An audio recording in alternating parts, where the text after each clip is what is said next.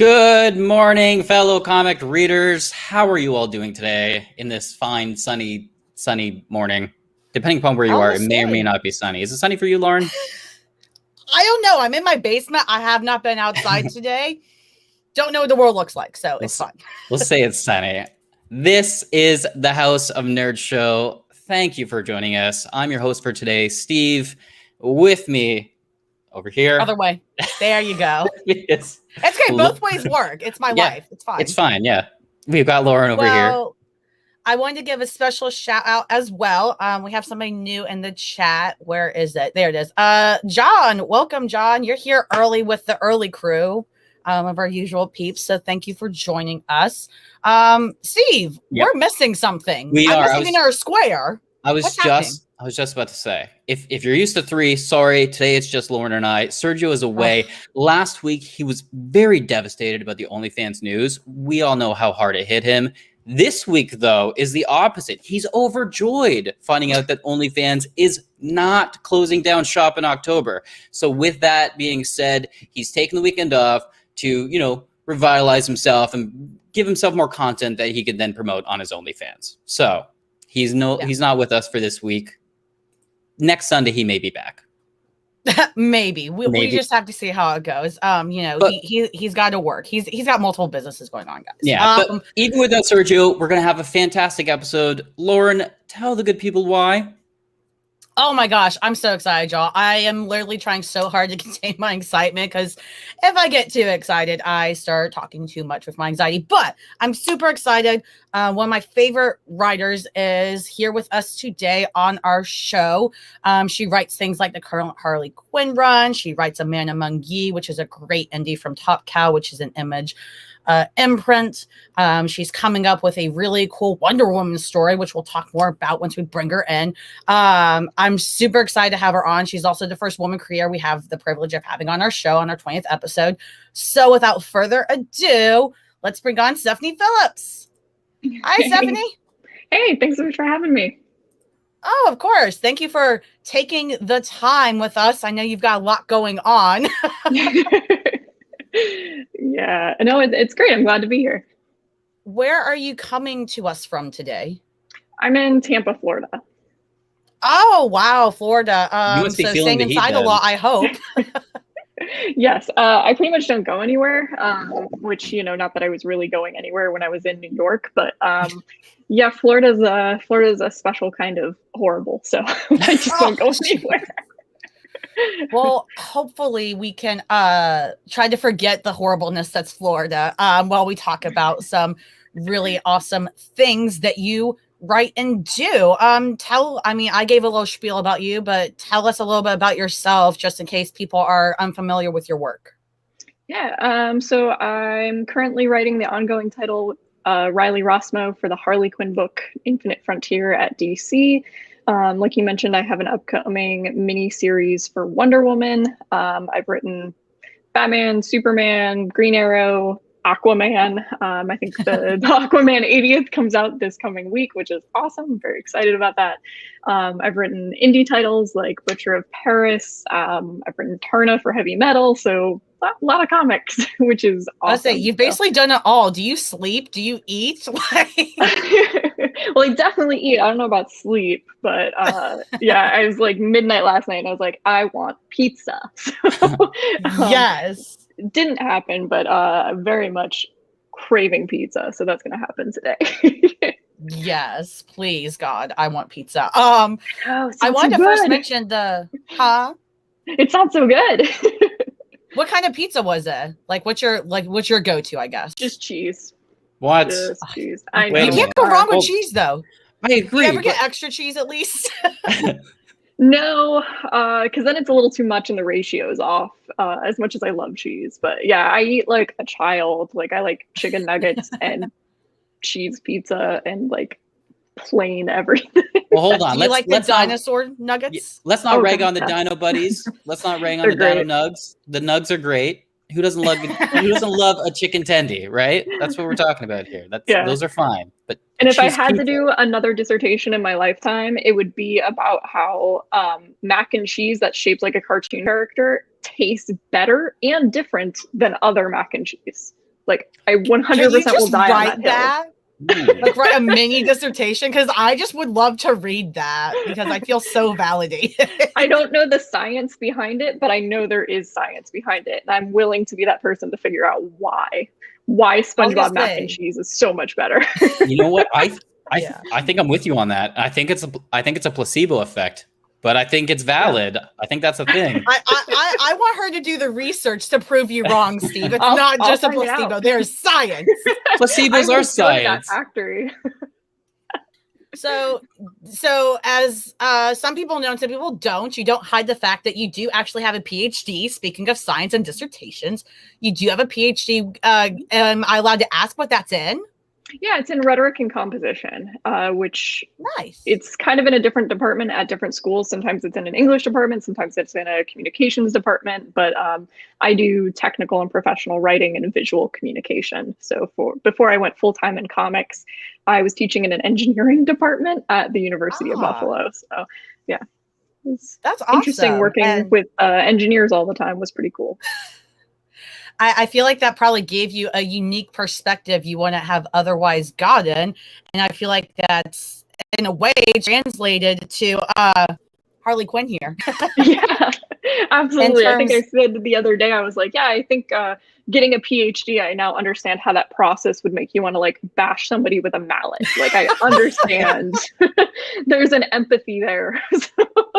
I was going to say, because one of my favorite things about your Harley Quinn run and the way you write her as a character, and I've said it before on Twitter, is you write both sides of her so well. And that would make sense because you can see that empathy of, oh yeah, I understand all these things logically. I understand how these things work scientifically, but also it doesn't change the fact I'm human and want to bash your head in for fun sometimes. Like, so tell me about the approach you take with Harley, I guess, from your perspective. How do you approach her as a character? Because, you know, especially with the Margot Robbie's interpretation of the movies now, she's such a big name. Everybody has different versions of her they like. How did you go about writing her yourself as a character?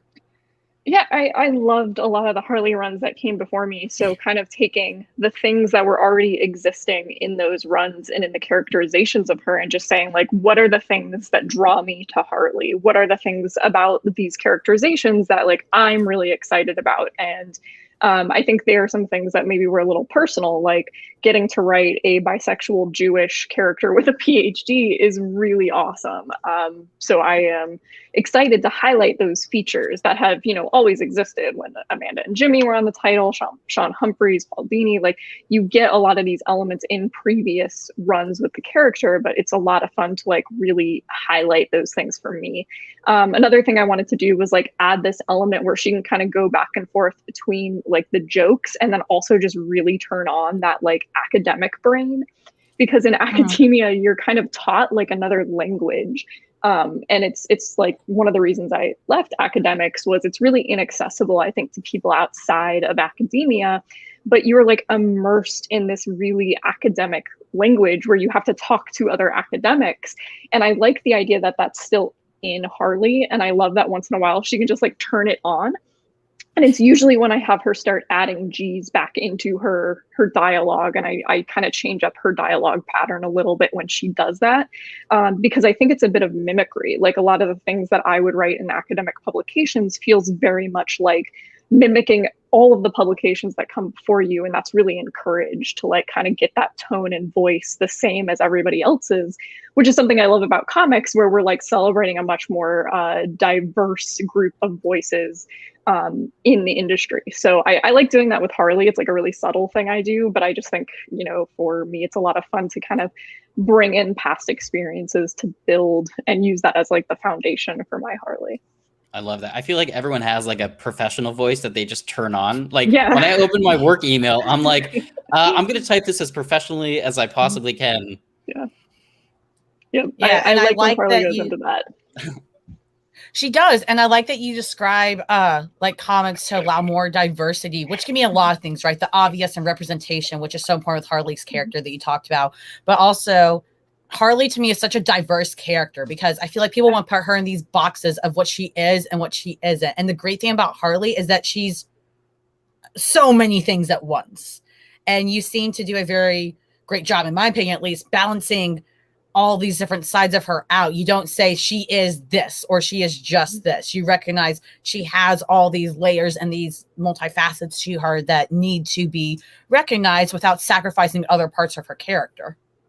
Thank you. Yeah, I do feel like that's really important to kind of get those down. And it's also something that's super unique to Harley is like, you really can't put her in a box. And as soon as you do, it's like she's going to jump to another one. It's, it's really cool. And I think part of writing her is like letting her wander down rabbit holes.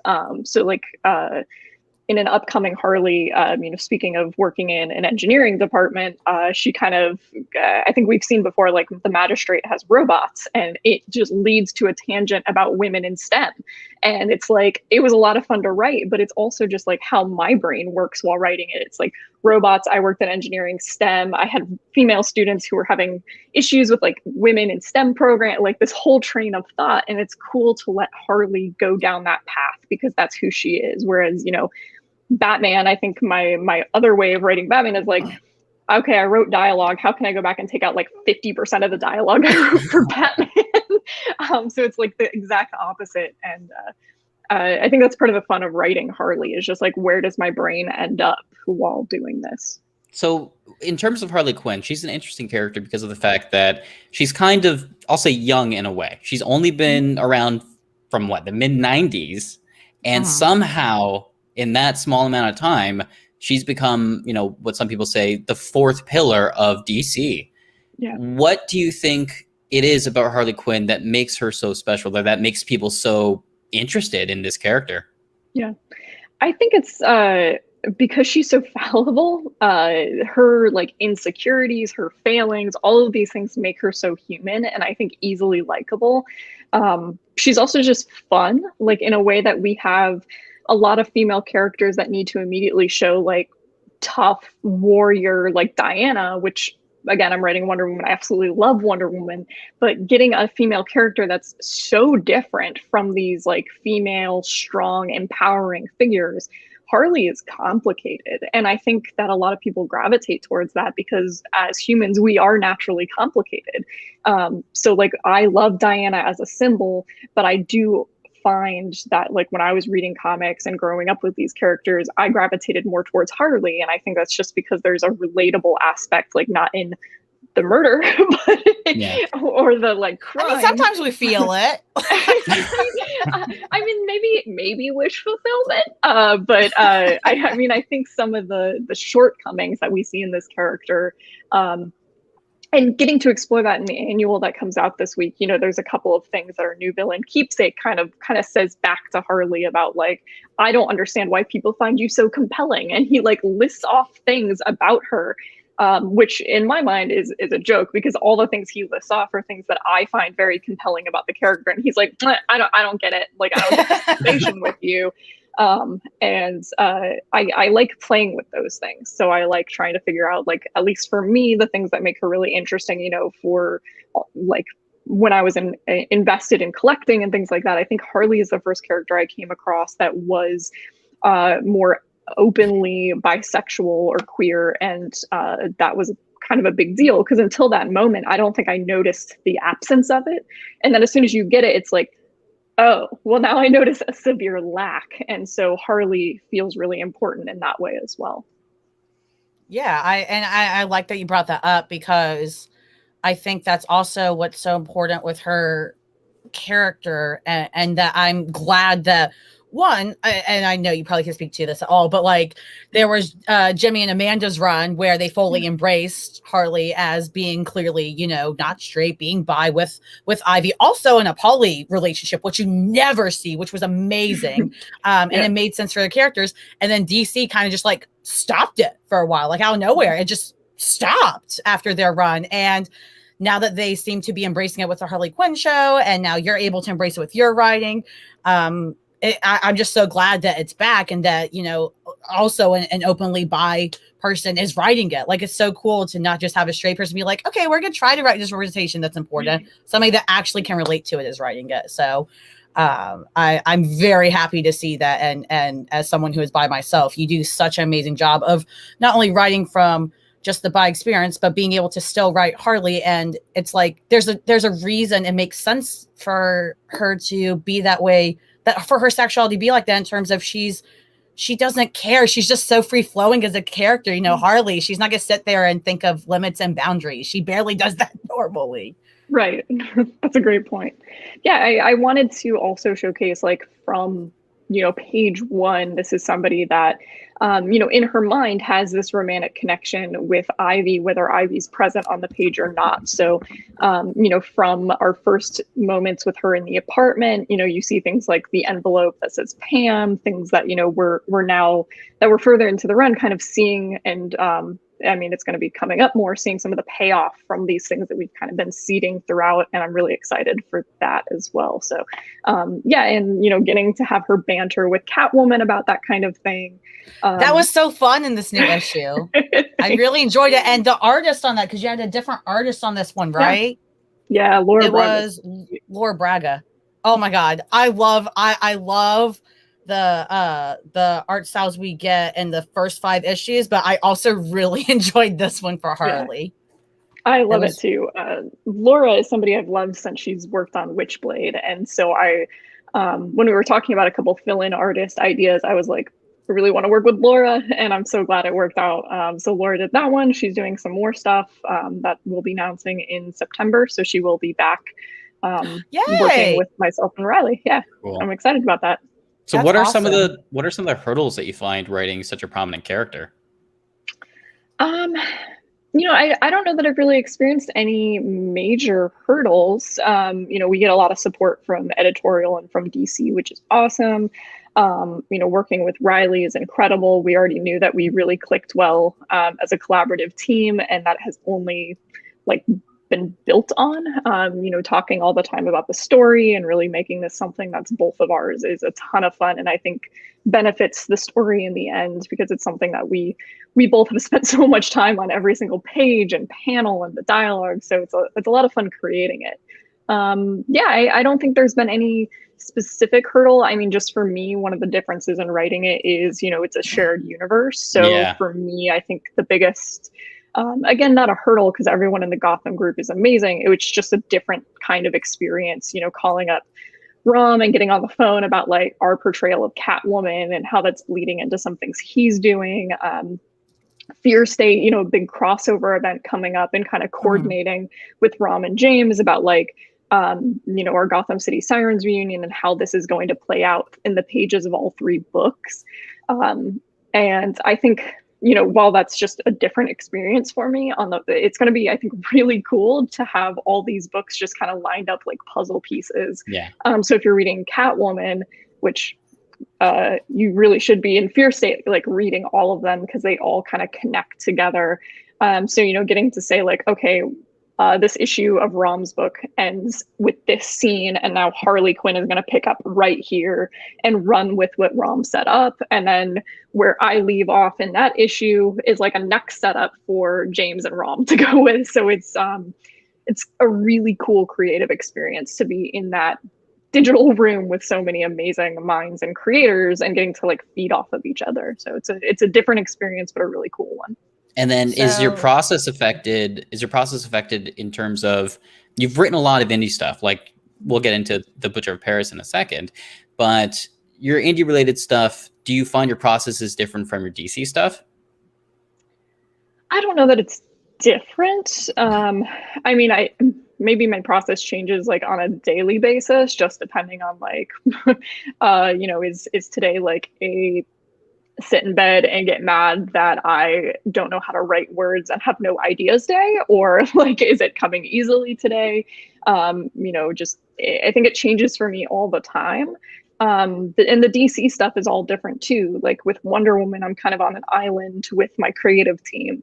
There's a couple things we have to be conscientious of to make sure we don't ruin a character for other runs or things that are going on with Wonder Woman.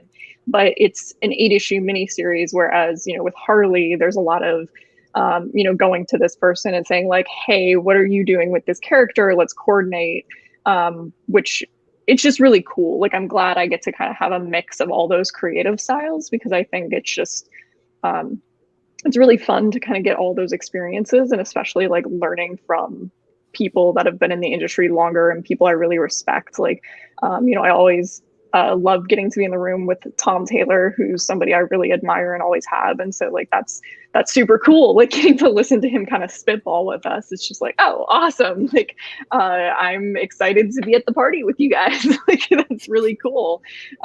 Listening to how they work too is just an awesome creative experience. Yeah, and you mentioned Tom Taylor, who writes a million things as well, obviously, and is also writing DC stuff. We had a question here from somebody in chat, Joey P. You kind of touched on it a bit, but do you feel DC gives you a decent amount of freedom writing Harley? Even in something like Fear State, where you have to coordinate the events, and you probably have editorial giving you some stuff they're looking for.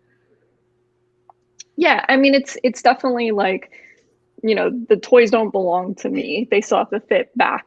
Like, I can't break everything and then just like go back and be like, here you go. I want to be, I always say that like my first priority is really to the character. So I will advocate for that character.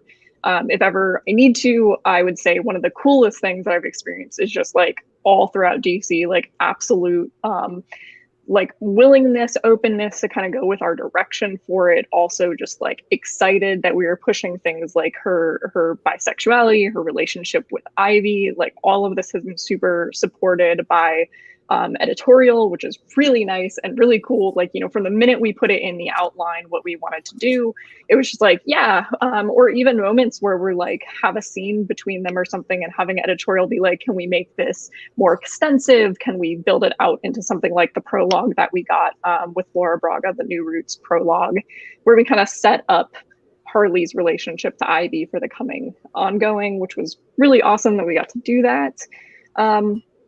So in terms of freedom, like, I mean, I would say Wonder Woman, again, there's the biggest thing kind of comes from the shared universe aspect. Wonder Woman, I'm not really like in a universe with somebody so much because it's its own thing. Harley, it's just about being like respectful to the other people that are also hanging out in Gotham. So knowing what James is doing and things like that, so that we can really coordinate. So sometimes, again, I don't think I would call it a limitation. It's just like a very much more elaborate collaborative experience, I guess. Like to kind of look at like, okay, well now Scarecrow's doing this thing and Harley Quinn is in Gotham, so it wouldn't make sense if she just was like going about her business, ignoring like a citywide Scarecrow attack. That would not make sense. So, just kind of figuring out what else is going on, and if there's a character we want to use, coordinating with the Catwoman team, things like that, so that when we build the Catwoman story, like we know what's going on in Alleytown at the time and stuff like that. So it sounds like with Fear State that Harley and Catwoman are going to have a lot of entanglements with each other. Yep. So for those that don't know, what's the general idea of this big Fear State crossover for the Gotham world?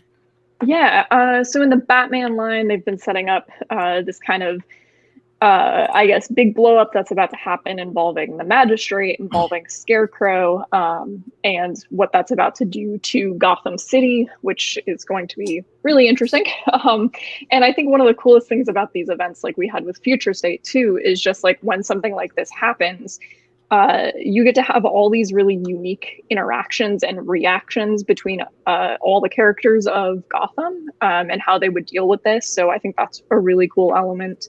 One of the things that we really wanted to do was the Gotham City Sirens reunion. So having that happen in Fear State meant, I think, like way more collaboration than something like Future State, because it's taking place in the pages of multiple books and like crossing into other books.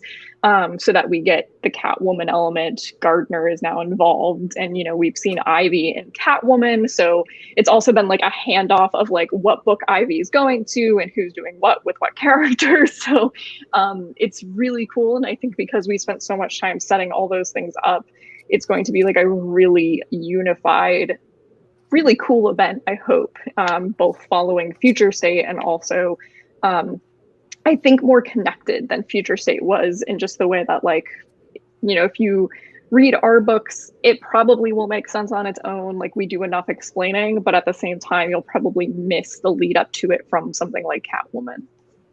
And you'd say the lead up for this event's pretty important. Like, if you can read it, then definitely check it out. Awesome. Well, that's good to know, because I've only been reading Harley. I'm waiting on Catwoman trade because I love Ram V's stuff, and I already know it's gonna be amazing. Are there any other female characters in DC that you would like to write? It sounds like you've read in Catwoman a bit. Obviously, it sounds like you might possibly being into write Ivy a bit, obviously. Are there any characters you have thought of that you like? Oh, I'd like to touch them. It sounds like Chris says he'd like to see you write Huntress. Huntress would be cool. Yeah, I like Raven. I have like this weird, I always have liked Raven. I just like the attitude. I mean, I like all of them. Supergirl is great. I'm really enjoying. Please write Supergirl, Stephanie. You should have said that to me. I'm not wearing my shirt that's in Kryptonian, but please, God. Oh my God, that's awesome. What do I have to do to get DC to let you write her ongoing? Please, I'm begging. Man, I don't know. I didn't think of that one. Like, I always thought that I liked like darker characters and really ground level stuff. And after doing, I think, a little bit more with like Justice League and Green Arrow and some of the characters that we're adding into the Wonder Woman run, because there's a lot of guest appearances, it kind of started, and, you know, I wrote the Man of Tomorrow, the Superman issue, and it was like, I think those characters clicked once I wrote them. I was like, oh, I actually like some of the more positive, upbeat elements too. Like, you know, I always thought I was just those like really dark, you know, sad kind of things. Goth character. Yeah, the goth phase. Emo is perfect way of putting that. Yes, like the emo phase character. But I really, really loved writing Clark, and you know, I think Supergirl would fall into that and be a lot of fun. I mean, I do still think, like, you know, the Batgirls, Batwoman, any of that, like, yeah, I mean, I don't know that there's a character in the DC universe that I really dislike. I mean, I think some of the bigger cosmic stuff is maybe not my thing. Like, I really do like something more grounded, but yeah. So then on the other side of the fence there, Marvel Way, have you ever thought about possibly writing any of their characters? I'm sure you have at some point.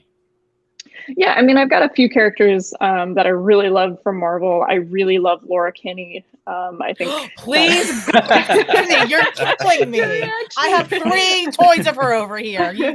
I love Laura. Jesus. How do I campaign for you to write 2 of my favorite characters? I will hand over all the money.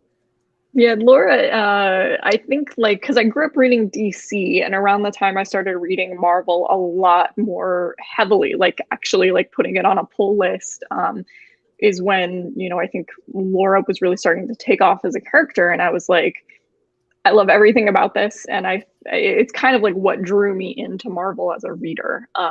So that's a pretty meaningful character. Was that with Taylor's run in 2018 that you're talking about, the all-new Wolverine? No, the earlier when she was X-23. Oh, okay.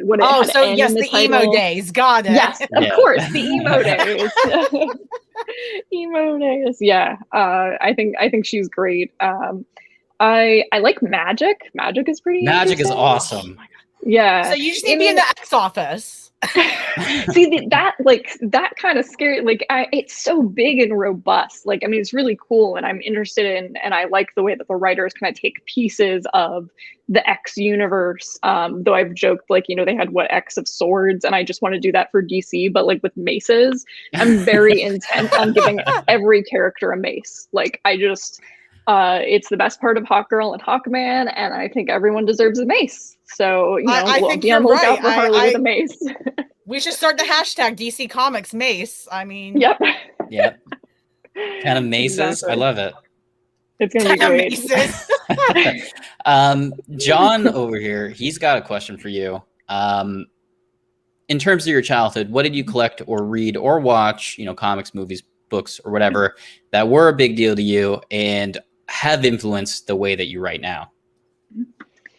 Batman the Animated Series was really the thing that was like, this is the coolest thing ever created. It really turned me on to all things Batman. I was just, as a kid, really obsessed with Batman. And finding Batman comics because of the animated series was really cool. I was definitely more interested in just like the artwork. I was never, as a kid, like collecting a run. I was like, oh, this cover is really cool, I'm gonna buy this. I would make my own comics as a kid. I would do the artwork, and then my dad would come in and write the dialogue because I could not write. I was too young. So, I think I had like a whole series of comics about a nun and a werewolf, which is really odd because like I don't know where that came from. I've never been into a church. I'm Jewish. I don't know where my main character, who is a nun, came from, but and it was also like way more like heartfelt than you would expect to. Like the nun and the werewolf initially were adversaries and became like friends throughout my series. So I think that was the first comic I ever created. So release that. Yeah, can we get an update on this? Right? Can we get a revamped version of the Nun and the Werewolf? I would love that. I pay for it. Yeah. I think the werewolf's name was Ruby and the nun was Sister Stygie, which again is like, what? That's amazing. What do you mean? Or what? That's amazing. So, for those of you that don't know, Stephanie here has a Substack newsletter, not one of the big subscriptions everybody's doing, but just a normal newsletter you get for free. And in it, you've said that you're going to release a shop soon with exclusives. Yeah. I feel like that should be an exclusive. Werewolf and the Nun. I'll make prints of it. I think it's in my dad's office. I know he has kept it. So it's definitely funny like where I've ended up, because it was something that I was so interested in just as like, I thought they looked cool. There was a little comic shop next to like the grocery store growing up. And of course, they had pictures of Batman in the window, and I didn't really know anything about comics. I just saw Batman and it was like moth to a flame, like just want all the Batman. And I think it wasn't until I was like a teenager that I really started like, I think more investing in storylines, collecting complete runs, and then a little later on, like getting more into Marvel. And I think I found more Marvel stuff through Laura Kinney, and kind of excited that now I've written some of these characters that are the reason I fell in love with this stuff. It's a really cool thing to get to do. Yeah, and speaking of your childhood and stuff you created then, some of the more indie stuff you're doing now, one of them is a Man Among Ye, with pirates and all the gay that makes me happy. Where did that project come from, and what's that been like for you to write and all that? Yeah, I grew up in Tampa, Florida, and for anybody that's not from here, pirate culture is everywhere. Like if you drive towards downtown, we just have a pirate ship permanently docked in Tampa Bay. And that is a thing that like I've had friends come visit Tampa and things like that, and they're like, what the heck is that? And it's like, that's our pirate ship. Does every city not have a pirate ship? Like that's weird. We're close enough to the Bucs Stadium where, whenever they score, I was about to just say like a goal, a touchdown, whatever it is that football teams do, all the cannons go off, it's very, and Gasparilla Festival. So pirates are a big thing here. I'm part of Florida history, and I, as much as, I kind of started our live stream making fun of Florida, Florida history is really, really interesting to me. Growing up here, having a lot of really interesting places throughout Florida, I kind of just went through a period of my life where I was like, I just want to kind of learn where I'm from, like, visit all these sites, read a lot about it, learn as much as I could about like where I'm from was kind of interesting. And like there was this cemetery I found that just had like hanged pirates in it, and it's just like a weird like part of Florida culture that is just there. But it's all so male pirate centric. And when I found some of the stories about the female pirates, I was really interested in finding a place for basically making that mythology something that is as interesting to readers and fans as like a Blackbeard, which, you can take a lot of the Blackbeard lore, and I think lore is the right word because the records, like the written history is, I think, really questionable, especially about Anne Bonny and Mary Read. But like one written account has been questioned many times because the author was like not a real person, so it had to be somebody using a fake name.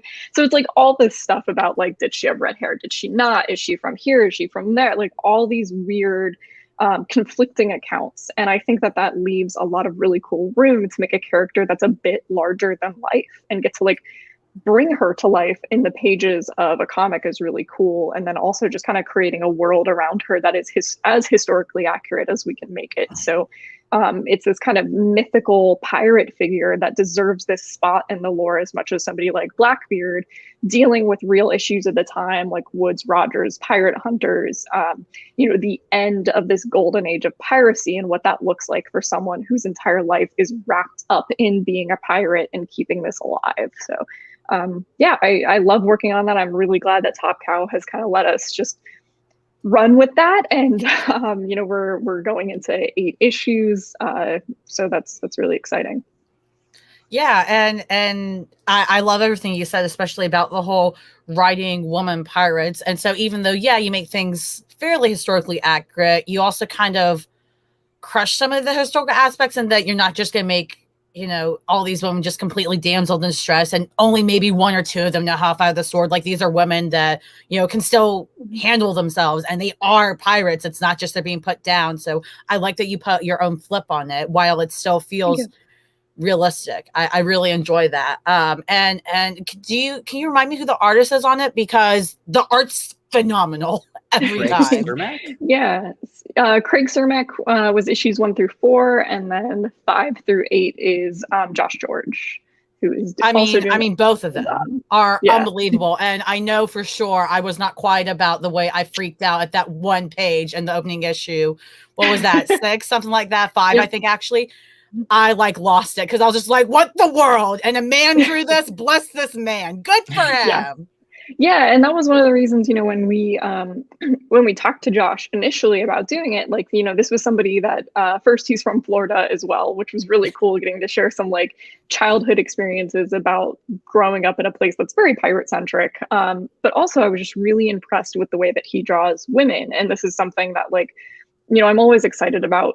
I have a lot of male collaborative partners, and, talking with somebody like Hawthorne, who's always trying to be very respectful of his portrayal of Diana, or Riley and his portrayal of Harley. It's something that I absolutely love and respect about my male collaborators, is that they're really conscientious of drawing really iconic female characters and just making sure that they're being respectful of that character when they portray her is, I just think, amazing. So I love that about my collaborators, and especially Josh drawing that scene and making that come to life. He just did an incredible job. So then I couldn't agree more. How do you go from, pirates in Florida, growing up around all of that, to Paris with butchers? Can you talk about how the Butcher of Paris came about? A little bit here. We've seen this line used a lot in, a lot of films based on a true story. Yeah. I'd like to know a lot about the process for the Butcher of Paris. Yeah, sorry, my cat wants to join the video stream. Which collar does that cat have on? She has a Wonder Woman collar on. Nice. Oh, trying to plug Wonder Woman Evolution. I know, she's just a walking advertisement. So I paid her to do that. Paid her in treats. Now she's standing in a box of comic comps. So that's great. Wonderful. I'm sorry, I got distracted with her climbing all over me. Don't be sorry, it's a cat. I was asking about the Butcher of Paris. Butcher? I read a lot of nonfiction. I was a part history major, and my dad is a book collector who loves all things history, and it's just always been a really important part of my life. So I've always read nonfiction, and it was weird. I was reading a book about World War II, and there was this footnote about a trial that was happening in Paris for a serial killer, and there was just a footnote that said his name, supposed victims, and it was confirmed victims is a much smaller number, but they were yeah, but he may have killed almost 600 people, and I was what? And that's a footnote? Yeah.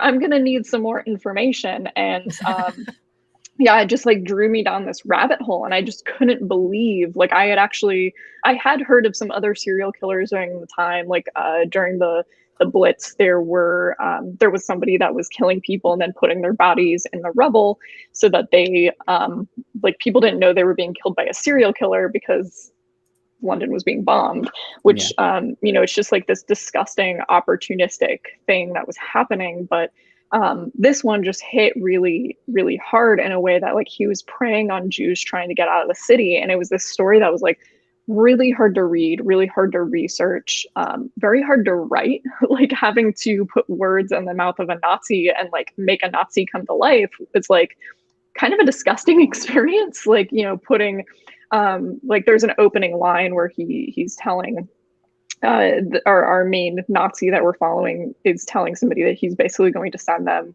to Auschwitz. And it's like, didn't like writing that. That is not a comfortable thing to do.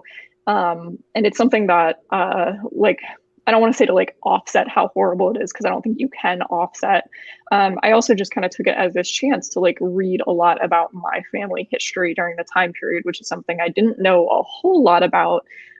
Like my family is from Holland and we're Jewish. And so I was kind of learning a lot about, even from my grandfather, like talking with him about his experience then like going to New York and going to, you know, finding a temple there and things like that. It was really interesting to learn about. And so while I don't know that there's a lot of like personal characters in the story and like my family history isn't in the story, it was something that was important for me to kind of learn alongside what was going on and like take it as that opportunity. And it has led to another book that I'm writing that will be announced actually, I think this coming week, which would be really cool.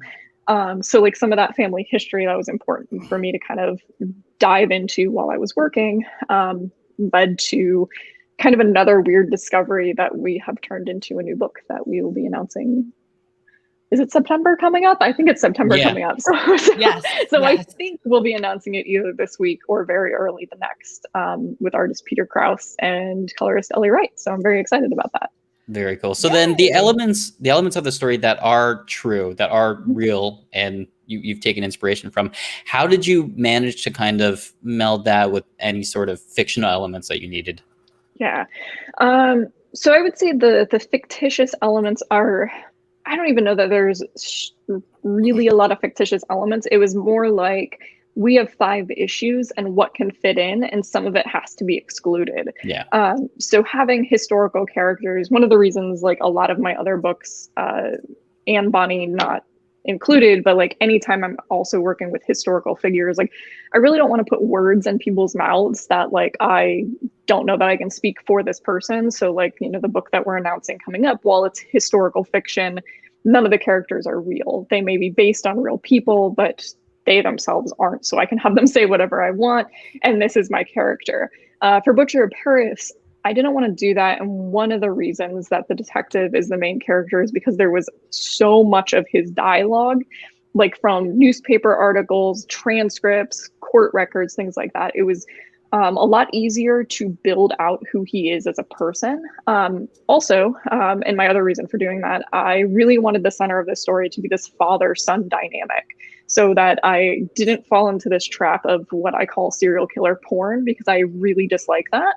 Yeah. I find something like really unsettling about like, and just like rude is not even the right word. Like, you know, this is somebody that's killed people that had families and people that cared about them, and like this weird immortalization of the murderers is not what I wanted. And so to stay away from that, I wanted the killer to not be our main character. We don't see him very often. When we do, it's in fleeting passing moments of him like turning a corner or something like that. And I wanted the city and the people in the city, represented by this detective and his son, to really be the main characters of this book, to hopefully stay out of that, which I was almost hesitant to even write the book because I didn't want it to be perceived that that was going on. Right. Well, you nailed it. To anyone who wants to read it, I believe the Butcher of Paris trade is out. Or if you want to collect the 5 issues, go ahead and do that. Honestly, everyone in the chat, give the Butcher of Paris a read. Thank you.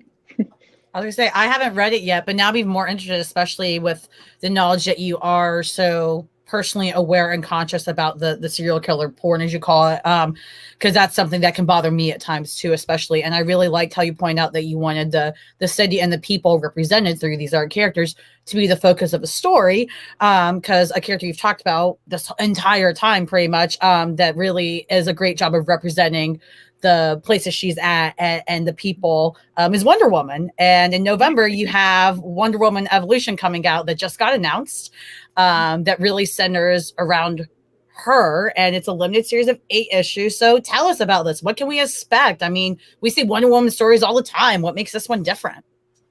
Yeah. So, I mean, I think the biggest thing, it's like Mike Hawthorne's art is gorgeous. So people should be super excited about Mike Hawthorne drawing Wonder Woman with inker Adriano Di Benedetto, Jordi Beller on colors. It is an incredible artistic team. So I'm just really lucky to have this group working with me. Our premise kind of started from finding a way to put Wonder Woman through a set of trials, both physically and psychologically. I think as a character, one of the things I mentioned earlier was like, I connect very easily to Harley, despite some of the horrible things that she has done. There is a very human element to her. So even if you're like, I cannot empathize with somebody that has fictitiously murdered people, which I totally get, and I'm not trying to say that I do. It's more just like there's also a fallible side to Harley that makes it like, okay, this is a unique thing that I want to see unfold. Yeah. Diana is this like stone statue, this Amazonian warrior with gods in her blood. Like this is a really kick butt woman, and she can be very stoic. She can be very severe. And I wanted to do more to find my personal connection to her beyond the symbol of empowerment and feminism that I think are pretty inherent in her. And I guess the way that we chose to do this was to just completely break her down and see what's left when you take away that symbol. So we have her ending up on this alien planet without her costume. She's in an outfit she's never been in before. So we've taken away her weapons. We've taken away the Wonder Woman costume, the symbol with the W's. It's gone. And what does she do when she's really put through these trials? So for Wonder Woman, and on the surface, this looks like, she is chosen as a proxy to stand trial for Earth. Earth has overstepped their evolutionary bounds, climate change, everything that is going on Earth. Basically, these like godlike, we'll call them a jury, has decided that they are going to judge humans. And if they do not like the way that Diana responds, they will just wipe out humanity from extinction. A little like if weeds overgrow, these people are responsible for the universe and they have to decide what to do with out of control weeds, which they think humanity is. Diana is, very much like, sure, whatever I need to do to save Earth, like I will be the hero for Earth because that's who she is. But as we go through this trial, like, what she thinks are the right answers, because everything she is doing, she thinks in her mind is a trial. And to some degree, she thinks maybe it's not even real, like hallucinations or holograms or things like that. But there are very real repercussions for what she's doing. Like life and death is very much a part of this, and how she responds to those failures. And then, in a much larger sense, is even participating in this a failure on its own. And so I would say, like, while that's the surface level pitch that we were giving for the book, readers should question everything. Maybe Diana does not do enough questioning. Maybe she jumps in very willingly to something. And we have set something up where, while it's 8 issues, once you reach the end and kind of see what we hope is a surprising ending to the series, if you go back to issue 1, you can reread it now knowing the ending and see where we've kind of given kind of like Easter eggs of weird things. The connection. So yes. Why that ending makes sense, even though when you first read it, you're like, oh my God, where'd this come from? But you can trace it back and go, holy crap, this is where you've placed those things without us completely realizing it. Man, I'm so excited. It's been so much fun to design with Mike, and kind of knowing up front what is in all of the 8 issues, and also being able to give that to Mike. There's also been cool things where he's been like, hey, can I add something here? Like I had an idea of like hiding something here or something. And it's like, Yeah, do that. That's going to be awesome. So, I think one of the benefits of knowing so far ahead, like here's the outline for all 8 issues and things like that, is like being able to work with the artist to build those things in and hopefully create a series that once you read it, it's something you'll want to read again, and kind of get those Easter eggs or find things you didn't the first time around, because the first time around you might not even know what exactly to look for. And I think that's been really a really fun experience to create that. That's awesome. And you said that's a surface pitch. I mean, I'm already sold. I mean, I was gonna get anyway because you're writing against Wonder Woman, but like I personally am a huge fan of stories with characters that are so morally good, like Wonder Woman or Steve Rogers, Captain America, from Marvel, things like that, and I like seeing them tested. I like when they think they know exactly what's going on, they're gonna do the right thing, and then they're completely tested and they're broken down, and you really see, like you said, what's left when you take everything away. Like, I really love the One Woman Dead Earth story that happened where they stripped her down a lot in that, but it sounds like you could even be stripping her down even more in this, because at least in that, she still had her armor and stuff. This, like, you take that away, it sounds like we've never seen that before. So I'm super excited now just hearing all that, because I love the gray areas with characters. Yeah, and especially with Wonder Woman, I think that gray area is there, and like when provoked, it will come out. Like there's a severity to her, like a real like warrior thing that will come out, where she's just incredibly intense, and like we want to push her there. And in some of the sample pages, I think we showed off the new armor, which is really cool. And in September, like we'll see the new cover that has that on there with Jordi Belair's coloring, which is so cool. It's got like a black and gold scheme to it. But the W on the chest on that armor, which is like etched into the armor, it's like at some point, Diana's going to be like kind of missing Wonder Woman. Like this distinction between Wonder Woman and Diana is going to start existing in her mind, and she wants to hold on to Wonder Woman. And so she does that herself as like this last ditch effort to be like, I am not ready to let go of this persona, this hero. Like, I don't like the fact that people are telling me that like we don't need Wonder Woman, or that Wonder Woman is just this like costumed gimmick or something. Like, she doesn't like that, and she really is desperately trying to hold on to that. And I think it's interesting where she ends up. Hopefully she ends our series a little different than we found her. And hopefully, it's something that will be setting up to like a new villain that we think is going to be super fun to play with, hopefully in the future as well. That's awesome. So make sure y'all, in November, Wonder Woman Evolution comes out. Make sure you add it to your poll stat. We need to sell the crap out of it. We all need 20 copies if we can afford it. Get all the variants. There's going to be a bajillion, I'm sure.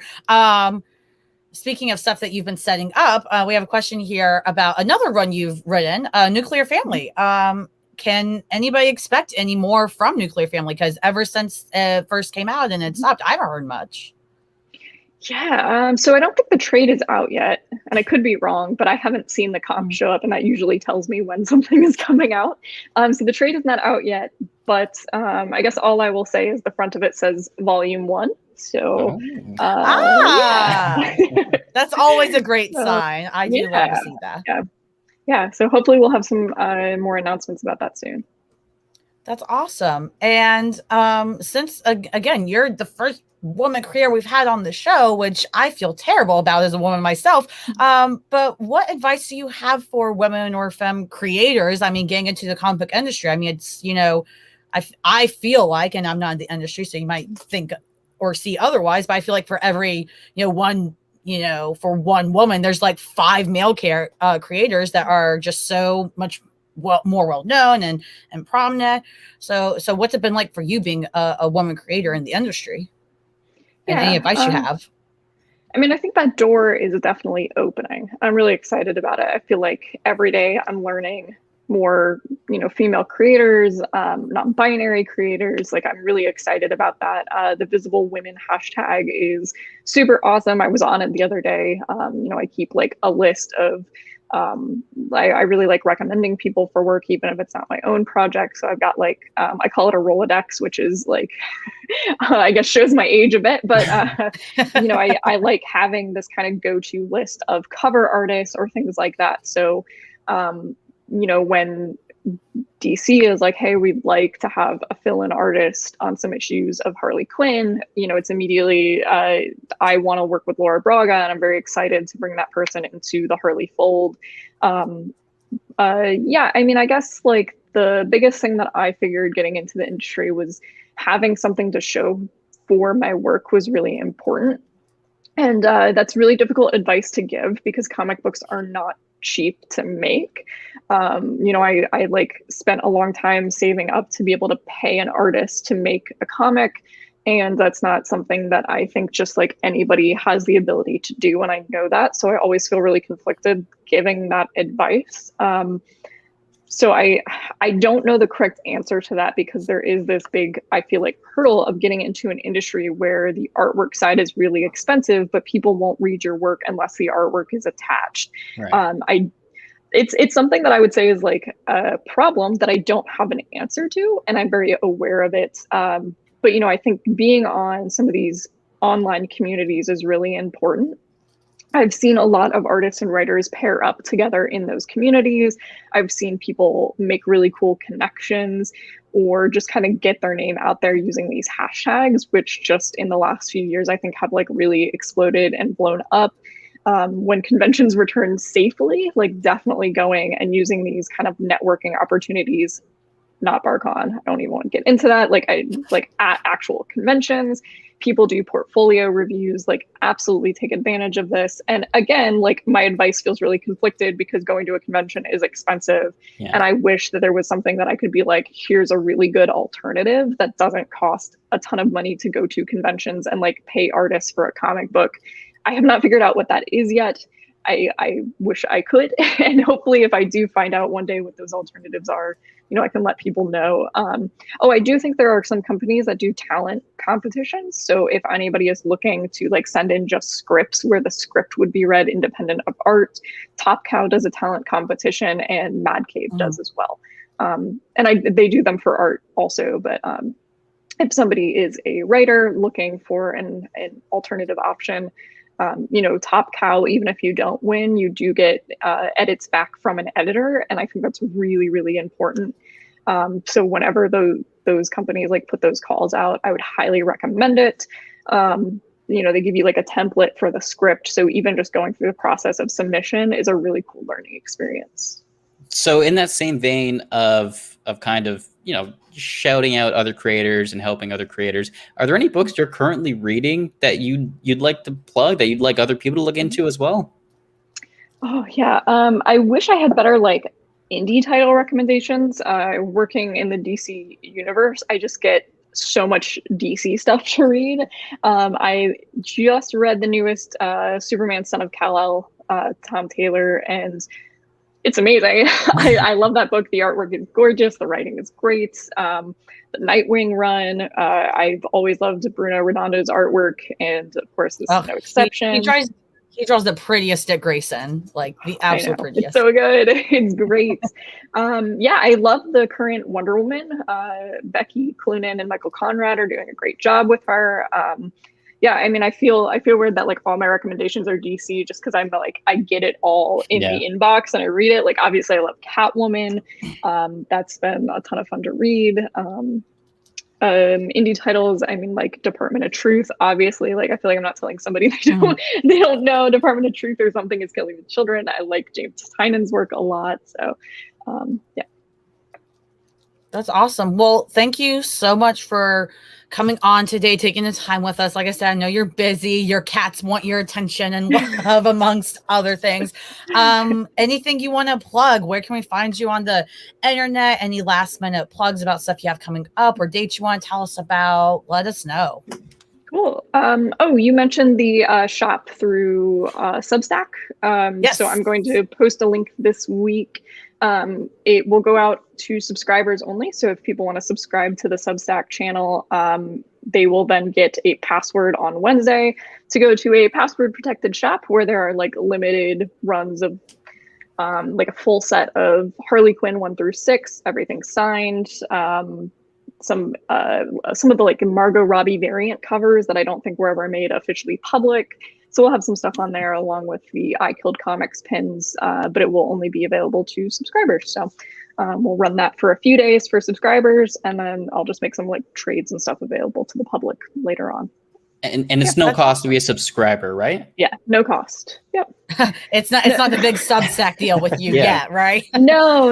I see it. I totally understand the use of that platform, but I guess for me, it's like I'm just happy somebody wants to read, however many words I wrote this week, because like it's me rambling about, whatever I'm currently working on. So I'm pleased for anybody that wants to join us there. I want to start going in more depth in those newsletters in process, or especially with the new announcement coming up in the next week or so about a creator-owned title, talking a little bit more about the process of making it, because it's been almost, I want to say 2 years in the making. It's something that I've spent all of quarantine working on. And so we're excited to be putting that out. So yeah, definitely we'll be talking a lot about what I'm working on making. I share up some artwork. I think the last newsletter had some Harley artwork that hasn't been shared anywhere else. Just a place to kind of reward people that have given me their email address. So that's all it takes. Give me your information. I will give you some things back. Right. All I want is your email address. Definitely not social security number and bank account. I have not asked for that. So I was gonna say it's a pretty good deal. And for all of you watching, all her links are in the description. So her Twitter, her Instagram, the link to the Substack, so you can subscribe to that newsletter, all that cool stuff. Harley Quinn 6 came out this week, so if you didn't get it, go grab it. Grab the others too. I don't know why you don't have them now, but you should. The annual for Harley Quinn comes out next Wednesday, so make sure you get the annual as well. And A Man Among Thieves comes out at the end of September. So make sure you get all those things and keep a lookout for her announcement coming up on her next title, which sounds amazing. Thank you so much, Stephanie. Do you have any last words you want to say? No, just thank you so much for having me, and thanks everyone for joining us this morning. Thank you so much again for coming on. I am going to personally campaign for you to write Supergirl and Laura Kinney starting now. Sounds great. Awesome. All right, Stephanie. Hopefully we will have you again on the show in the future, so we can talk about whatever happens with this creator-owned thing you have. And good luck with the cats. Thank you so much. All right. Bye, everyone. Bye, Stephanie. Wow. All right. That was Stephanie Phillips. I could have talked to her for 24 hours and she would have been like, please leave me alone. So what I was thinking was, in addition to Nun and a Werewolf, it should be Nun, a Werewolf, and a Female Pirate. That should be a miniseries, like a 5-issue miniseries. The Nun, the Werewolf. Yeah, a Nun, a Werewolf, a Pirate. Then you open the page and it's a woman that's a pirate. Absolutely. Yeah. I support it. House of Nerd, can we just like sponsor that for you? We'll sponsor it for you personally. We'll help start the Kickstarter. Those are super important because we're all about supporting indie creators, including the ones that haven't even gotten their foot out the door yet. We definitely want to promote people as much as possible. With that said, what the heck are we doing the rest of the show? I mean, Stephanie is done. So what we have left for the next 20, 30 minutes, Steve? Well, Lauren, I'm glad you mentioned focusing on indie creators, because TO Comic Book Club this Tuesday will be discussing an indie creation, Good Night Paradise, by Joshua Dysart, Alberto Ponticelli. Are they blowing up Paradise here? Is this going to be like Inferno with the X-Men? I don't think so. It's the book's set in California, and a homeless man stumbles upon the body of a teenage girl, and he vows to bring justice to the killer. I don't know what else to say. So another killer story. All right. But it's a homeless man looking for justice. So it's okay. What is that? It's okay. So that's your selling point. All right, Steve. Okay. Well, I can't say much more. All I've got is the summary. I still need to read it today. If you want to discuss this book, on Twitter at TO Comic Book Club, there you will find the Discord link. Come join our Discord. We talk about a bunch of comics, new releases, and especially every Tuesday night, 8 p.m. Eastern Time, we discuss one book per week. This Tuesday, 8 p.m. Eastern Time, we're discussing Good Night Paradise. So please come join us. Again, Twitter at TO Comic Book Club. Find the Discord link there. Lit. Did you say lit? Yeah, I said lit. Great. I haven't heard that word in years. And I'm too old for that word, to be Are honest. you I'm way calling too me old. old, Steve? Honestly, What? I don't like the word lit. I don't like the word AF. All that stuff. I'm too old It's for not a it. word. AF is an abbreviation. People use it. AF. Also, With a shotgun. Of Joey, course, Joey, you pick up on that. I love that for you. Absolutely. it might be close to Hobo with a Shotgun, but I don't think so. But yeah, this Tuesday, come check out Goodnight Paradise. Lauren, you asked what we're doing for the rest of the show. It's what we always do. You know, final segment, cop or drop. Two But parts how to are we it. going to do it? There's only two of us. Like, Sergio's not here. You know what?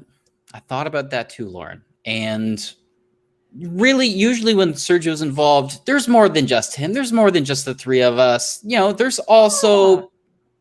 I keep screwing this up. These guys over here, our lovely chat, Live chat? What? Yeah, I think the live chat should be the Sergio stand-in, and I think they should be the ones picking what we read next week. We're gonna literally let them pick what we read next week. I know it's crazy. I'm crazy terrified. Idea. Crazy idea. Also, to answer your question, Ruben, close, very close, a little bit older. Thank you for that, though. I guess we're going to start this as usual. We ended up picking up a book, and you know, Tara picked up this book, but she picked it up because she also wanted Sergio to read it. So Tara, sorry, there's a bit of a letdown. Go complain at Sergio. An apology. Yeah. Go complain at Sergio because it's his fault that he's not here and he's not discussing this book. Marvel Voices, Identity Number 1, which was the Copper Drop pick of last week. Lauren, let's get into your thoughts on this book. Where do I start? Sorry, I'm broken from the interview. I liked it. I mean, all the art was great. All of these are different short stories, and in particular, this issue revolves around characters that are of Asian representation, all this stuff. So it's really definitely Marvel saying, here, look, we're giving you representation all in one issue. That's enough, right? There's some cute stories in here. I think that's the biggest thing. I don't think any of these stories are truly groundbreaking for the most part. I think they're good stories, and I think if I could relate to them more, like if I were Asian, I'd be like, wow, this is so great to see more of this representation. And even when I'm not, I'm still like, this is great to see representation. I think the stories might hit a bit harder though, if I could personally relate to them, if that makes any sense. So I feel like almost underqualified to be able to really give my best thoughts on the stories, because I thought they were cute stories. I thought they were decently written. But a lot of them didn't do much for me personally, but I'm also a white woman.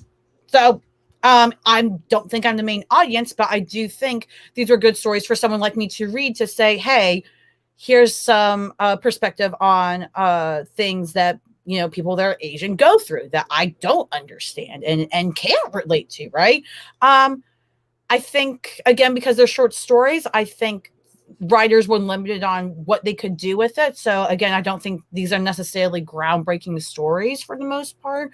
But again, I also feel underqualified. So I think it was a good, enjoyable read. I like seeing highlight on all these different characters that tend to be less highlighted. You have Silk, which I personally really enjoyed that story, probably the most of all of them.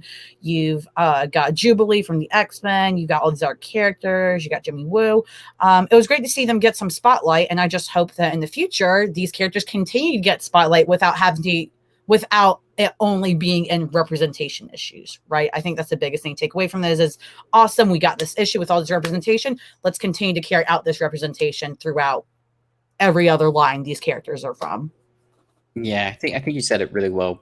The Marvel Voices lineup of stuff. I know they've done Marvel Voices Pride, Marvel Voices. They've done other Marvel Voices stuff, and it does seem like it's that lineup of fill a book with a bunch of short stories about, you know, a specific minority, right? And I agree with you. Like, I want these characters to get more than just one book with, you know, a short story per character. And I think the downside to a book like this is, as much as there's representation for the characters and the creators that are writing these characters, I don't like the fact that it's it feels like a cop out for Marvel to just be like, well, we did Identity. We showed these characters off in Identity. You shouldn't really need to see these characters for a while because you saw them in Identity. Like it feels hollow in a way, and I don't know. I don't want to say like virtue signaling, but it just feels weird because there's so much more that can be done rather than just a single book with a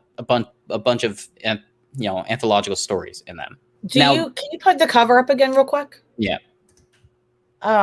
Sorry, not to cut you off. I did also want to point out a lot of the characters they use on this cover, which is the A cover, I believe, right? They're all characters that are coming to the MCU as well. So they're also trying to sell the MCU. Shang-Chi is right there in the middle. Kamala Khan is on the left, who's the guy on the right with the suit? That's Jimmy Woo from the MCU. Oh, yeah, then you've got right. Jubilee, which again, she's kind of lesser known than them. She's not in the MCU yet, but also the X-Men are coming at some point, and she's an X-Men, so she's on cover. Silk, I was very happy to see on there in particular because she's still not a big name, and as far as we know, unless I'm missing something, she's not confirmed to come to the MCU unless I missed that. I believe but yeah, look at who they're highlighting. I believe Silk is coming to Sony's Spider-Man universe that they're setting up. Oh, is she really? There's been a lot of rumors of them developing a Silk movie. Rumor I don't care about with Spider-Man MCU stuff. Literally means nothing to me. Yeah. Or Sony, because the fans are crazy. But if anybody actually knows for sure if she's supposed to come, let me know, because that would be really cool. But yeah, so if you also notice, they're highlighting a lot of the MCU characters, the people they want to connect with MCU. And so yeah, I agree with you. It's definitely it's great they still did this. So regardless, I'm thankful for it, regardless of any alternate intentions. But yeah, it definitely feels just like, okay, we did this. Woohoo! Great, good job, guys. Yeah, as it says, it feels like pandering. It really does. And the fact I wish they would have made it like even a mini series. Each entire issue focuses on characters, so the writers could tell longer stories with each character. Because these short stories felt like they were missing something. They were missing so much in these stories, and I don't think it was the writers that were the issue. I think it was just because these writers didn't have a lot to work with, and I think it should have been a mini series where like Jimmy Woo got his number 1, then number 2 is Kamala Khan, number 3. Like they could have done more even with this pandering, and they didn't. Yeah, even Oscar is saying, let's see if these minority characters can sell a book. Is what it feels like the Marvel is doing, right? I mean, it's what they did with the Pride issue for Marvel, especially like that felt hella pandering, even compared to the DC one, because they both did it. DC announced it first, and then Marvel said, "Oh my God, we gotta catch up. Here we go, Pride." So my thoughts on this is more so. It's interesting that you pull up the fact that all these characters are ones that will be in some manner on film or TV or something like that. And it's also telling that the very first short story in this is Shang-Chi, because that's the movie that's coming out like in next week. I liked a lot of these stories, but they just felt pandering, but they also felt like they didn't really have much meaning, right? Like they had meaning, but they didn't have they don't really matter to the Marvel universe in that way. I'm not saying not every comic book needs to matter, but it just feels like these stories, they're fun stories to read, but other than that, they're not going to change the Marvel universe in any way. They're not going to be brought up again. Like I loved the Armor and Silver Samurai story on Krakoa with the pink sushi. But that's never going to get brought up ever. None of this I feel like is ever going to matter. I think for this, I'm going to say drop, not because like, oh, this was stupid and boring. No, I'm going to say drop and then caveat with give us more, Marvel. Do better. You can do better.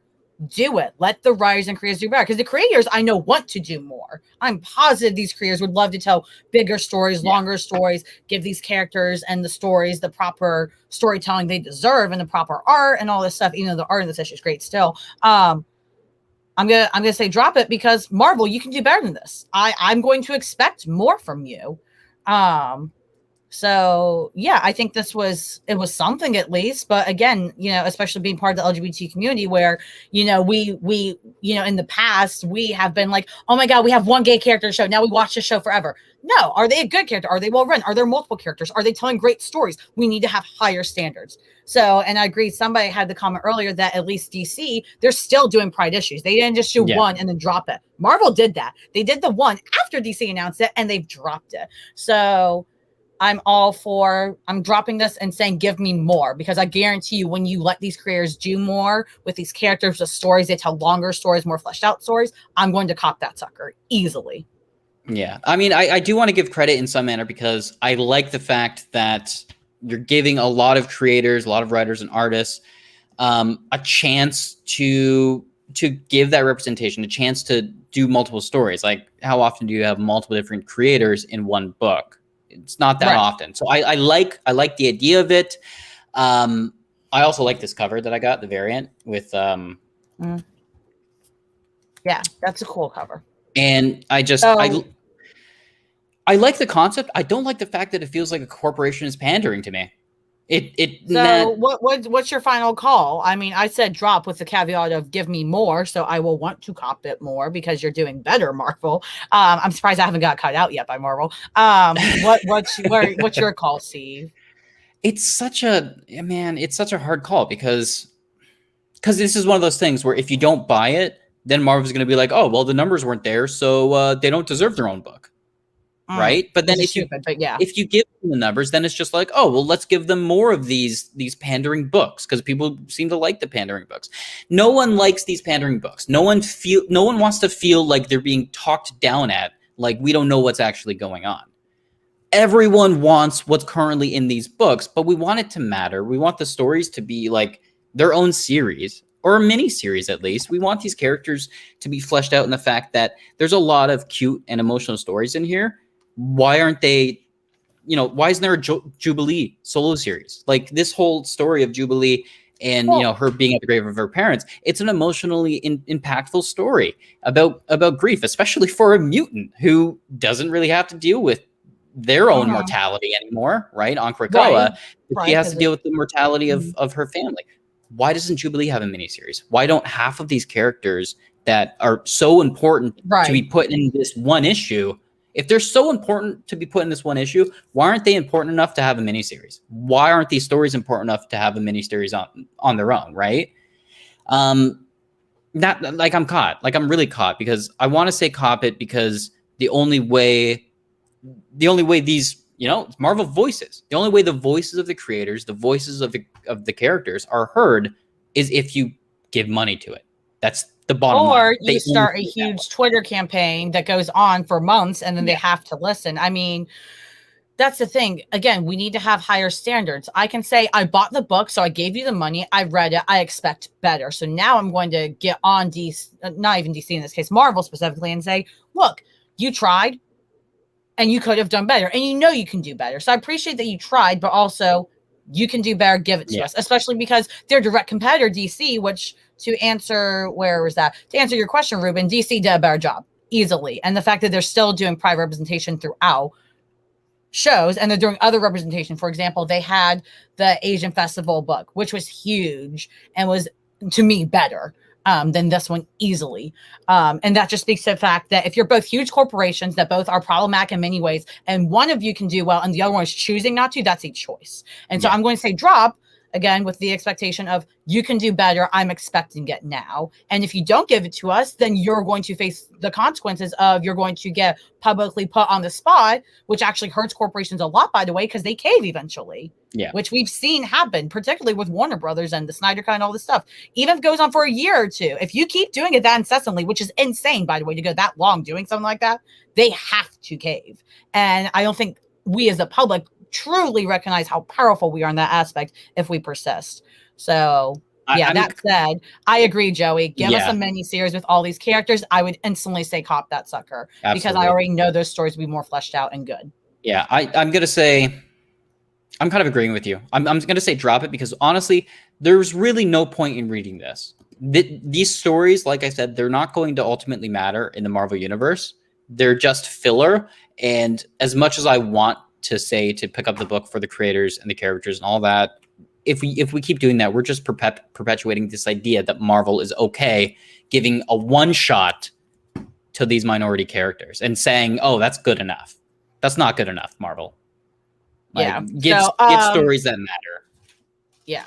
Our call is drop and do better than Marvel. So we're not dropping it because of representation. I want to make sure that is clear. Obviously, we're dropping it because everybody deserves better representation. And it's totally, it's not like Marvel's like, we have nobody that wants to write them. Many people want to write them. Clearly let these writers do what they want. Let these artists draw what is their story to tell. So that is our official decision. Let's campaign for better representation from Marvel. Let's continue to campaign for continuing good representation from DC, because even though DC, I would say, is doing better than Marvel, they can still do better. So I'm not going to settle for what DC is doing. I'm still going to say, thanks for doing this. Now let's keep doing better. Keep it up for them, at least. Yeah. But if you do just want a story that's just fun, a bunch of short stories, maybe you don't have a lot of time to read a full comic book, maybe pick it up. If you like some of these characters, if you just want a fun book, maybe check it out. But other than that, like there's so much, like you said, there's so much more Marvel could have done.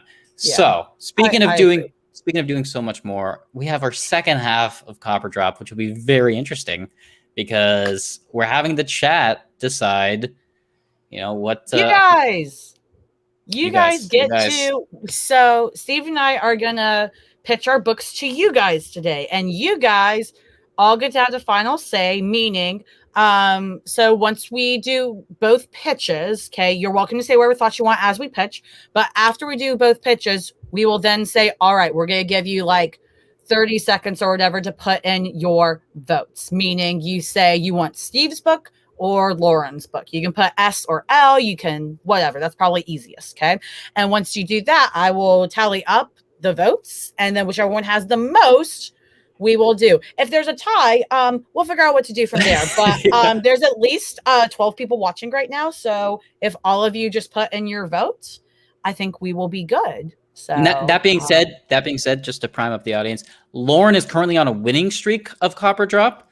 She's had the last 2 or 3 of her books chosen. So, go into this voting session with that in mind, that Lauren right now you're putting people against me. What did I do to you, Steve?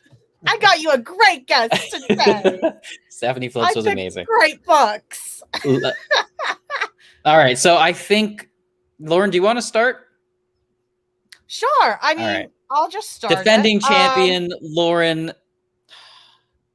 Steve, now you're ruining it, because you know how our fans work. Now they're going to be like instantly wanting to vote for you just to avoid giving me. It's fine. Or they can vote against me. Pick the book you want to read, guys. Seriously, because the one you pick is the one that hopefully we expect, as long as you're financially capable, to pick up as well. So we're all in this together literally this week, which is actually super exciting, because a lot of times we just go, hey, pick it up if you can with us. But now you guys get to pick it. I went the route of I'm already picking this up. I'm super excited for it. And because Stephanie herself was here, I think we all do need to pick it up. The Harley Quinn Annual #1 is what I decided to pick. Such a cheap toy. I didn't. Again, most people probably don't want to do this, because I know most of y'all really like our indie picks, as you should. That's why we do Copper Drop most of the time.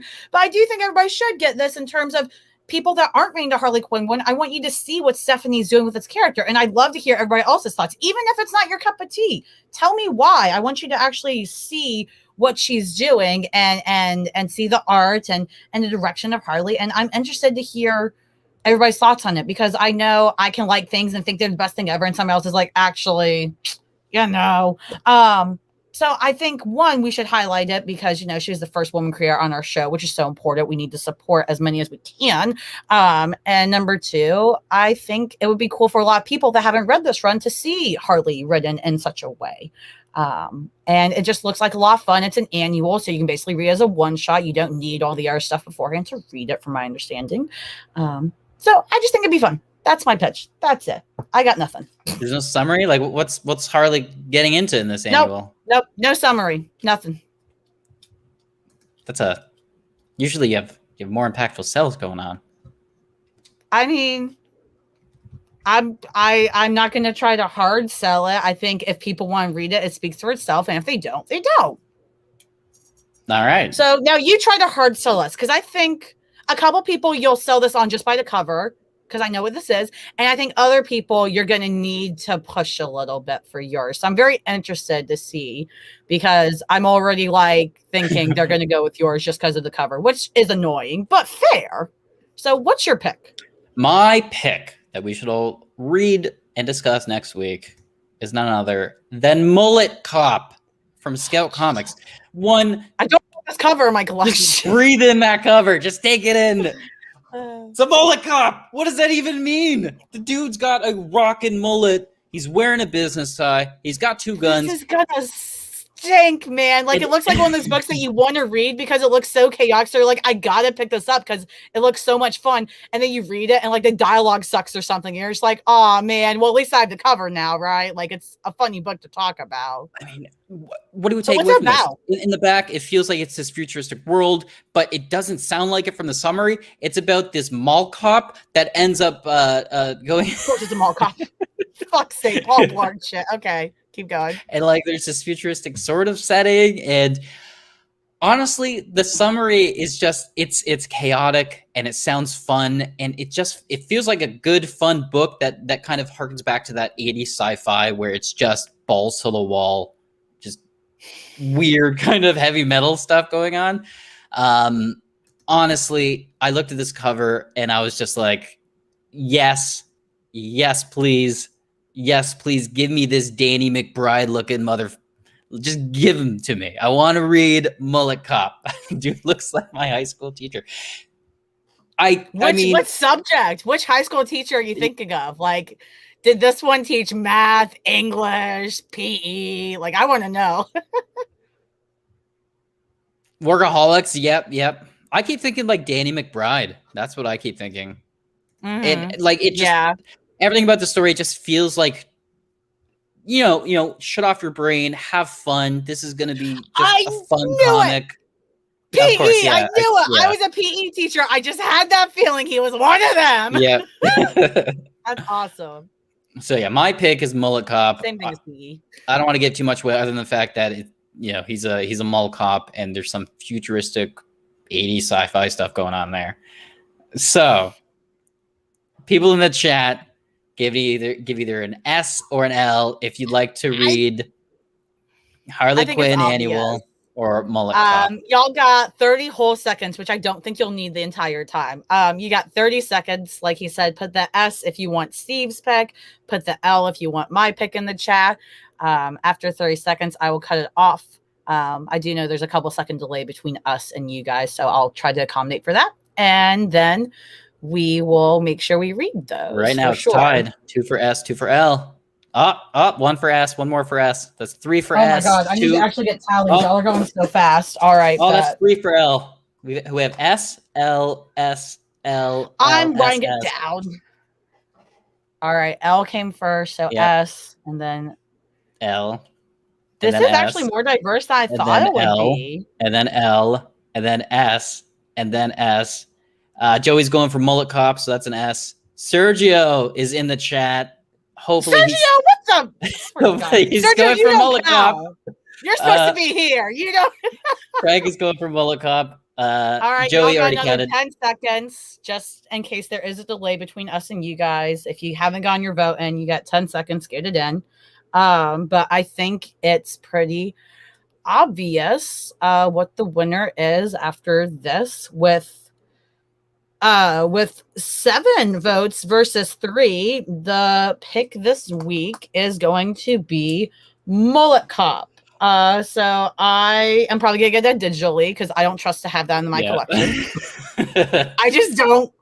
But that said, so it looks like you guys have all chosen Mullet Cop. So I can't wait for this to suck. And I tell y'all, this is why you don't listen to Steve. My pitches are better. It's a Mullet Cop. What more could you ask for?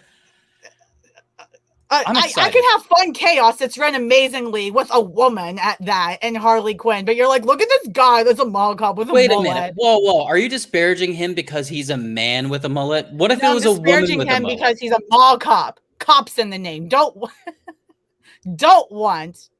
I see, Joey. No, I didn't even need to pitch with it. It's true. Yeah. I told him this actually before the show, and he laughed, and I was like, "You're the second they see that cover, Steve, absolutely." Honestly, I'd like to see a crossover: Harley and Mullet Cop. I'd like to see that. Anyways, what about Harley Quinn in a mall? Harley Quinn in a mall for a miniseries. Yeah, and then she has to deal with Mullet Cop, and her and Mullet Cop are like BFFs, but they struggle at first to be friends. I'm here for it. Mall cop fighting robots. How could he pass? I agree. So yeah, next I'm gonna laugh week. so hard if this stinks, but I hope it's good because I just want a fun read. chaos. I don't want anything that's gonna make me have an existential crisis. Okay, I'm reading a lot of books that already make me feel that way. Just give me some fun comic fun. Just a candy comic, you know? Mood. So yeah, we are reading Mullet Cop #1 next week. Congratulations, Steve. You stole my reigning champion streak. I don't like it here. So make sure you guys pick that up. It is from Scout Comics, right, Steve? Yes, it is. Okay. So it is a Scout imprint, and we do love Scout here, myself included. So very excited to see what this chaos brings us. And that's it, y'all. That's all we've got for the show today. Thank you all so much for watching. Thanks to Sergio for popping in. Before Steve closes us out, I'm going to do my thing of make sure you like the video if you haven't already. We should have at least 13 likes now. There's 13 of you watching, and it makes a difference, believe it or not, you guys doing something as simple as clicking a button. So please do that. If you haven't already, make sure you have subscribed to our channel. We're getting closer and closer to 300, which is really exciting. We might do a giveaway at 300. Depends on how quickly you get there. So please make sure you share that and ring the bell so you're notified when we post more videos, when our live streams come on here on Sundays, all that cool stuff. So then I was just thinking, are you here next week, Lauren? Am I? What day is next week? I don't even know. Oh, the 5th. Yeah, so I will not be here next week. Fun fact. Because of a work commitment. I know, guys, we're having a lot of us having to take time off and get guests, but that's kind of the fun thing about our show is that when one of us can't be on the show, we can bring one of you guys on. We can bring in our guests. It's always really fun. So I will not be here next week due to a work commitment I have to honor. But you will have Steve and Sergio here with God knows who creating chaos. So I'm leaving them at the helm again. I'm terrified, but it's going to be great. And Lauren, you're still obligated to read Mullet Cop and send us a video on your review of it. Am I, Steve? Yes, I Because think you are. didn't agree. You know what, chat? Let me know if you want me to still read Mullet Cop and post a video so Steve and Sergio can play it for you. Let me know. I'll be happy to. Begrudgingly happy, but I'll be happy to. Anyways, Lauren, where can the good people find you on the internet? You can find me at Friendly MBHD Buy on Twitter and Instagram. I write reviews for the Wednesday Poll List, guys. They are awesome. You should listen to their podcast, check out their website, the Wednesday Poll List. Follow them on Twitter and Instagram as well. If you ever want to see any more well-written thoughts from me instead of just my blabbering talking, feel free to check my reviews out on there. They're usually more cohesive and concise. And yeah, just again, make sure you're following the House of Nerd Show on Twitter and Instagram at House of Nerd Show. We're having a great time building the community with you guys. And personally, I just love seeing you all talk in live chats with each other. Like even when we're not involved, that's the best part of the show for me. So thank you guys so much. Yeah, I feel the same way. And you can find me on Twitter at StovePost. Be sure to check out the TO Comic Book Club at TO Comic Book Club. I was going to share that one when you were talking. At what TO am I going to talk about 30 minutes, Al? You're going to talk about Mullet Cop for 30 minutes. A 30-minute Mullet Cop review. At TO Comic Book Club this Tuesday. Don't forget, we're going to be discussing Goodnight Paradise, 8 p.m. Eastern Time. So please join us for that. As Lauren already mentioned, House of Nerd Show at House of Nerd Show on Twitter. We also have an Instagram, right, Lauren? Yeah, I made it. You're welcome. At House of Nerd Show. You guys got to do something. At House of Nerd Show. Is that it? At House of Nerd Show. Yeah, same as the Twitter. All right, perfect. And be sure, fellow comic readers, come back next Sunday morning, 11 a.m. Eastern Time. Same bat YouTube channel, same bat time, same bat everything for more House of Nerd Show goodness. Everyone have a good weekend, and we'll talk to you again next Sunday.